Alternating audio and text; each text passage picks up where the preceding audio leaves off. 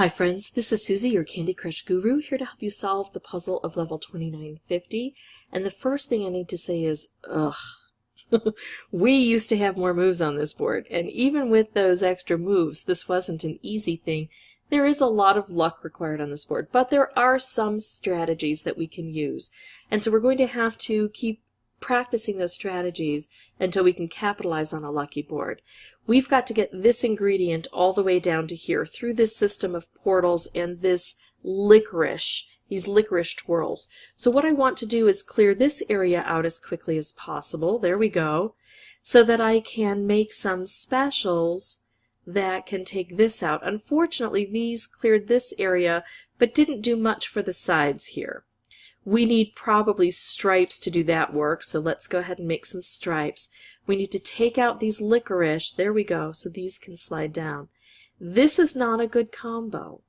I need stripes to get this done, so I'm actually just going to take out all orange or green from the board and try to concentrate things down and make some things.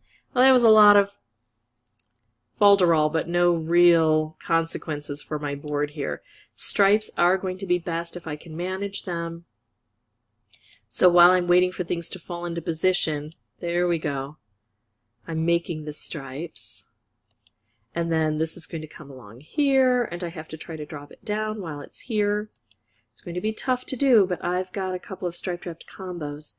This looks like the best one to set off. There we go, got it. Now, it looks like I collected that on my first playthrough, but I actually tried 5 lives prior to this, and really the closest I got was about here or here.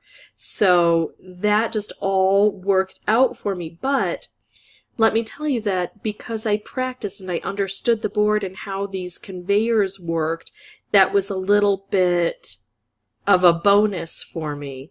And I'd like to explain how the conveyors work, but it's still a bit of a mystery. I got more familiar with them, but I'm not totally sure of exactly how things happen. But if we go back in here, I want to tell you that you have to pay attention to where the cherry is and where things are going to drop. If you could make a wrapped candy along either side, that would blast out a lot of this licorice and help this to descend. But really, when it's over here, it's harder to get things to drop because I would have to get through this licorice, and I cannot do that on one turn. So when the cherry is closest to the center, that's when I tried to make my moves. And I didn't really explain that fully on the playthrough, so I wanted to show you now. When the cherry is toward the center on either side, that's when you want to attack the licorice, and that'll allow it to drop down more quickly.